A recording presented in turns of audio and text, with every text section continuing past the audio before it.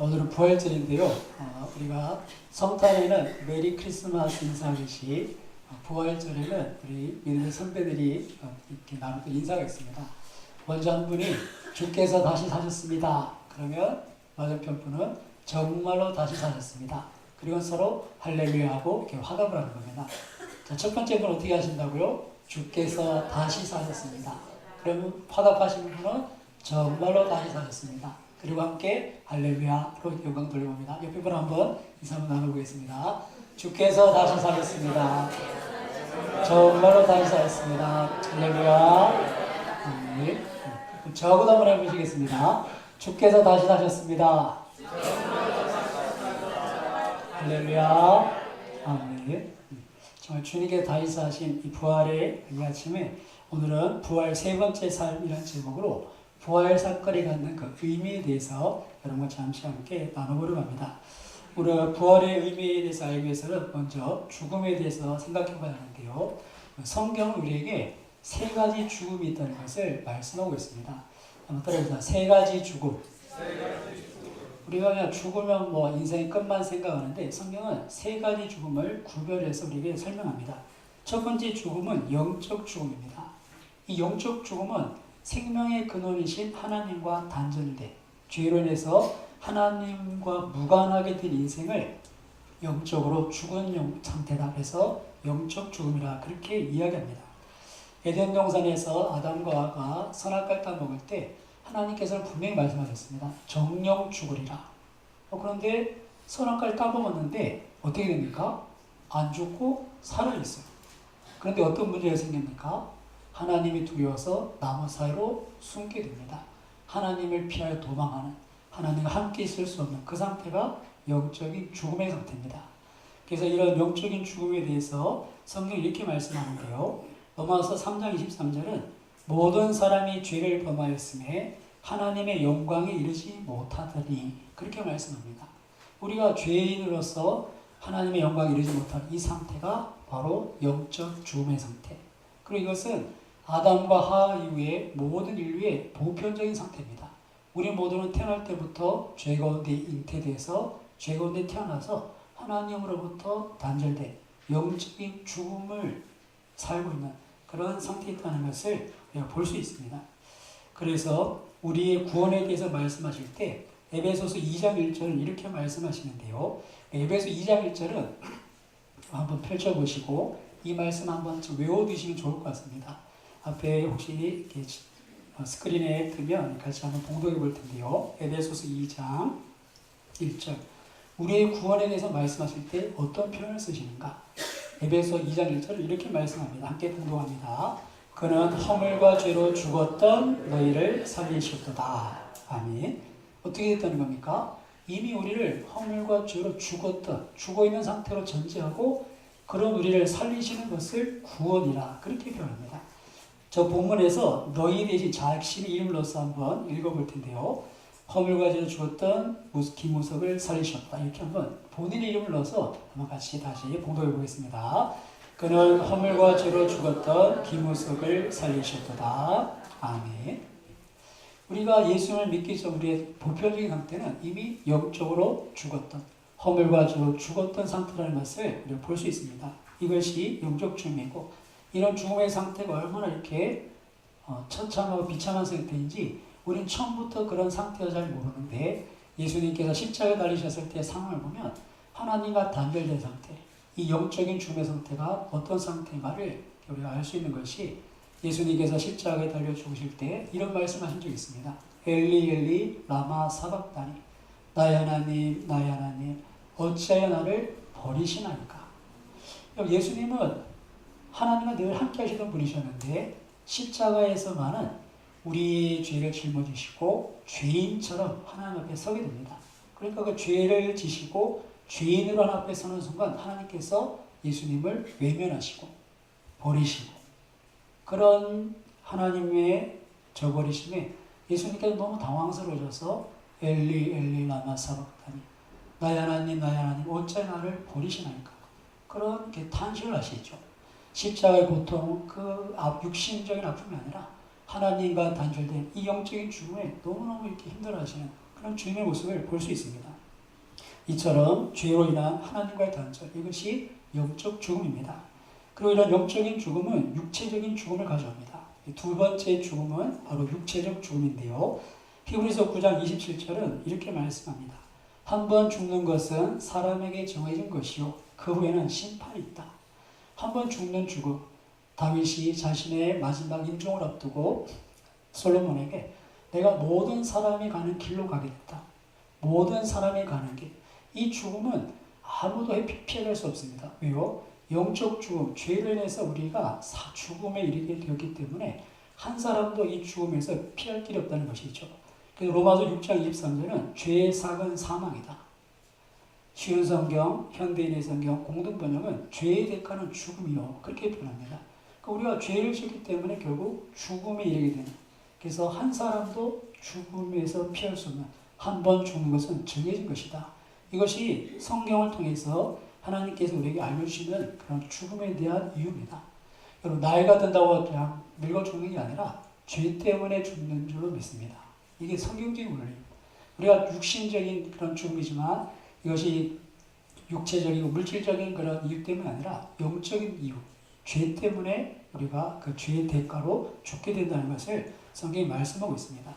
그래서 모든 사람은 하나님의 영광에 이를 수 없고 죄를 지어서 반드시 죽게 되는데요. 요즘 이단 중에 신천지는 이단이 있는데 이 신천지의 그 교리 중에는 육체 영생 교리가 있습니다. 육체 영생 교리. 신천지를 여러분들이 잘 모르시겠지만 그 핵심 교리가 세 가지인데요. 첫 번째는 신천신지 교리가 있습니다. 따라합니다. 신천신지. 그러니까 새하늘 새 땅이죠. 요한계시록에 나오는 말씀인데 이것을 줄여서 그냥 신천지 이렇게 부릅니다. 근데 그 신천지 우리가 보면 천국인데 이 신천지에서는 뭐라고 가르치냐면 그 천국이 이 땅에 임했다 이렇게 얘기합니다. 천국이 이 땅에 왔다는 거예요. 그래서 요한계시록에 보면 새하늘 새 땅 말씀하면서 하나님의 장막이 인간 가운데 거하고 뭐 이런 표현이 있는데 하나님의 장막이 인간 가운데 거하고 천국이 이 땅에 왔다는 겁니다. 그리고 예전에 장막 성전 그런 이단의 교리가 있었는데 이만희 시학을 그대로 이렇게 차용한 거죠. 그래서 이 땅에 하나님의 나라가 천국이 임했다는 겁니다. 이 땅에 있으면 어디 임했느냐가 중요하잖아요. 그 요한계시록에 있었던 동방의 그 표현을 가지고 대한민국이다. 그럼 어디냐 할 때 저 경기도 과천에 그 하나님의 나라가 임했다고 해서 이 경기도 과천에 가면 신천지 이렇게 본부가 있습니다. 그곳이 신천지가 말하는 천국이에요. 자, 첫 번째 교리가 뭐냐면 신천신지, 신천지가 하나님의 천국이 이 땅에 임했다는 거예요. 천국 가고 싶으십니까? 어딜 가셔야 되죠? 경기도 과천을 가야 돼요. 이게 첫 번째 교리인데 이거 중요한 문제에서 있는 뭡니까? 천국에 들어가면 영생하는 줄 믿습니다. 그러니까 이 사람들이 이제 뭐가 있냐면 과천에 가서 신천지에 들어갈 수 있으면 천국에 들어갔으니까 죽으면 안 되는 거예요. 두 번째 핵심 교리가 뭐냐면 육체 영생 교리입니다. 그래서 신천지에서 죽지 않고 영생한다는 이유가 뭐냐면 하나님의 나라가 어디 있다는 겁니까?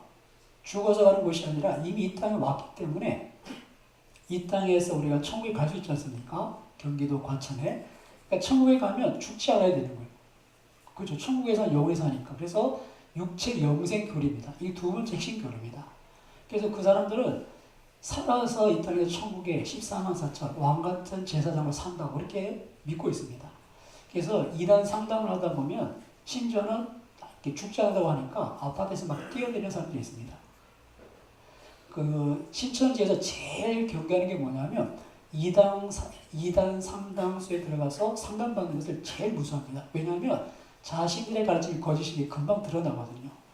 여러분 그 엘리베이터를 타고 보실 때 신천지 교리를 이렇게 붙여놓은 게 있는데 그 핵심 그 가르침 중에 첫 번째 보면 모든 말씀을 비유로 해석하는 거.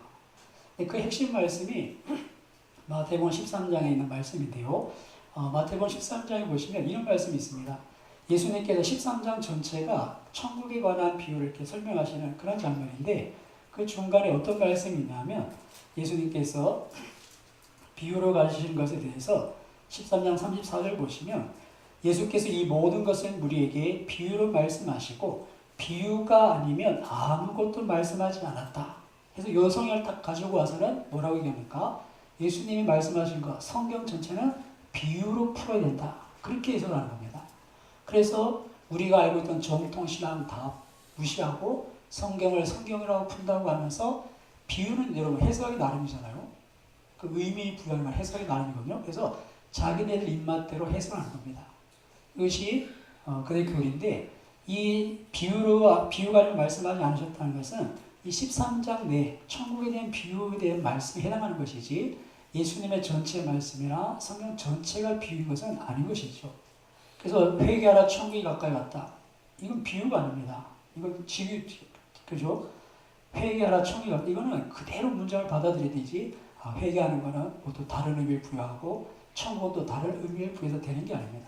그래서 그렇게 하나하나 이렇게 해석을 하면 그 이단의 교리가 깨어지죠.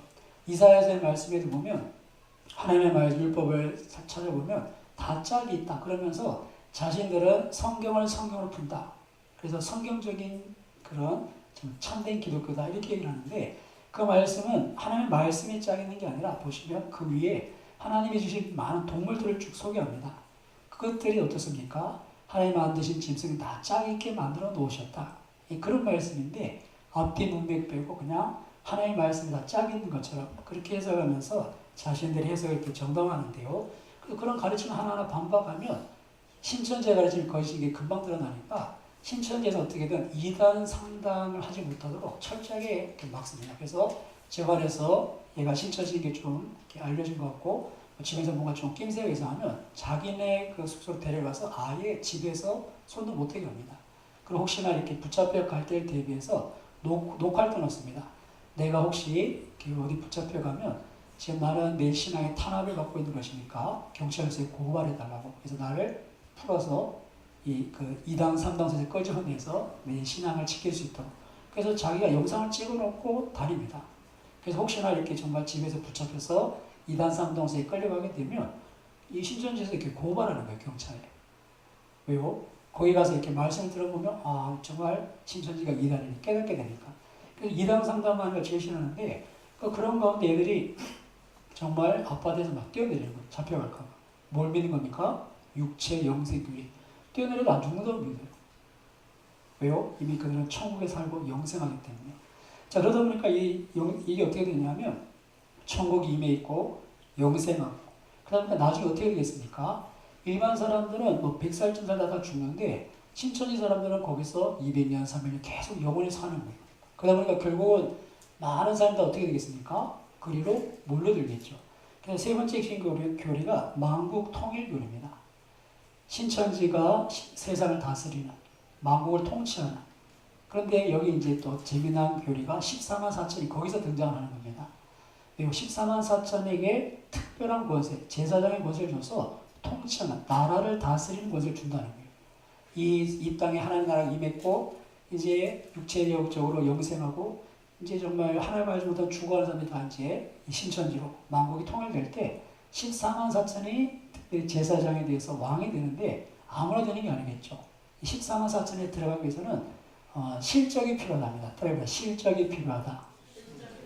그래서 이제 전도를 얼마나 많이 했나, 그리고 헌금을 얼마나 많이 하나, 그리고 모임을 얼마나 출석을 열심히 하나, 이 세 가지 기준을 가지고 이제 심사를 해서 합격하면 총등이라고 부르는데 이게 뭐냐면 총의 등록, 이 등록이 되는 거예요. 14만 4천에. 근데 여러분 이게 얼마나 무섭냐면 이 14만 4천에 들어가기 위해서 그 신천지 보면 학교를 다 때려치웁니다. 직업도 때려치우고 뭐 가족도 막 다 버리고.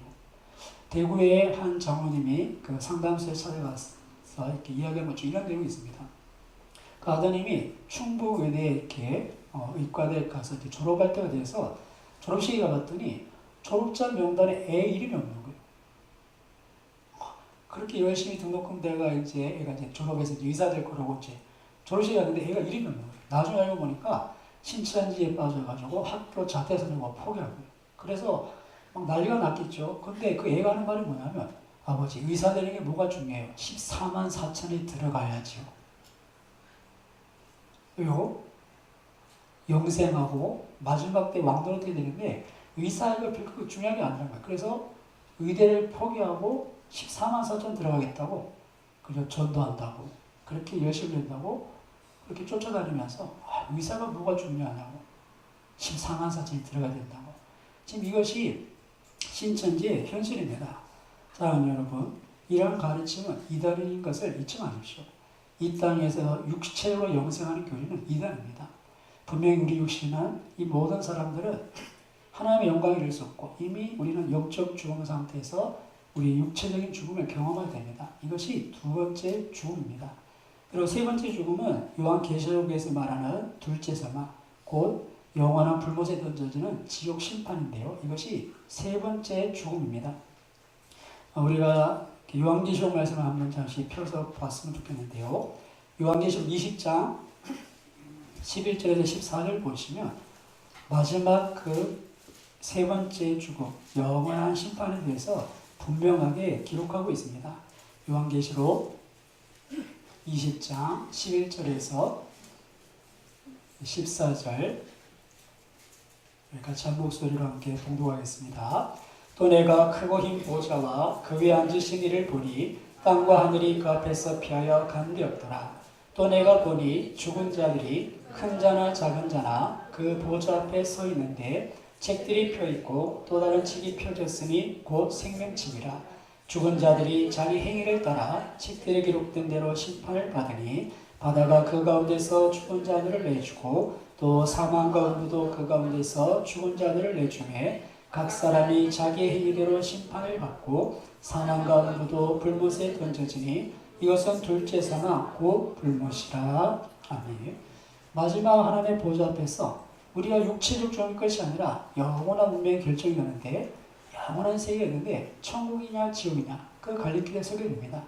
하나님의 보좌 앞에서 죄가 드러나면 행위대로 심판을 받아서 둘째 사망 불못에 던져집니다. 여러분, 지옥이 실제한다는 것을 잊지 마십시오. 하나님께서 정말 의로우신 분이라면 이 땅에 불의한 자의 결과가 정말 하나님 어떻게 저렇게 하나님 없이 자기 마음대로 정말 약한 사람 짓밟고 산 저런 사람이 이렇게 정말 평안하게 기름지게 저렇게 살 수가 있습니까? 그때 하나님 말씀을 했습니다. 마지막 심판이 있다. 공의로우신 하나님의 판결은 마지막 때 결판이 있기 때문에 이 땅에 많은 부조리 우리가 봐서 불의한 것들 하나님 이런 걸 참으십니까? 이렇게 우리가 안타까워하겠지만 하나님 답변을 했습니다. 마지막 심판, 여기서 모든 것이 결정되기 때문에 악인들의 형통함을 부러워하지 말라고 말씀합니다. 그렇게 마지막 심판, 우리가 말한 지옥 형벌, 이것이 마지막 세 번째 사망입니다. 여러분, 우리가 이것을 기억해야 합니다.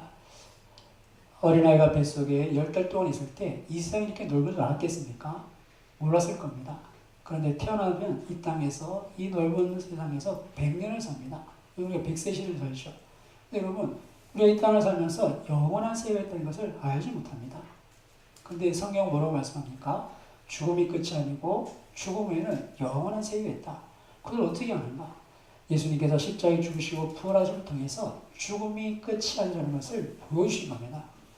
여러분, 예수님의 부활의 사건은 우리의 삶이 이 땅에서의 끝이 아니라 영원한 세계가 있다는 것을 보여주신 그런 놀라운 사건인 것을 깨달으시기를 주님의 이름으로 축원합니다.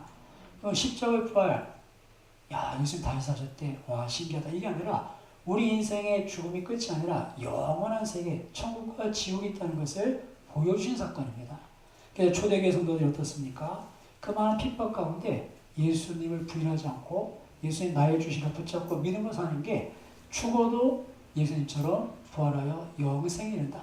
이것이 소망이 되었기 때문에 초대교회 그렇게 핍박 가운데서도 그들의 신앙을 포기하지 않았던 것입니다.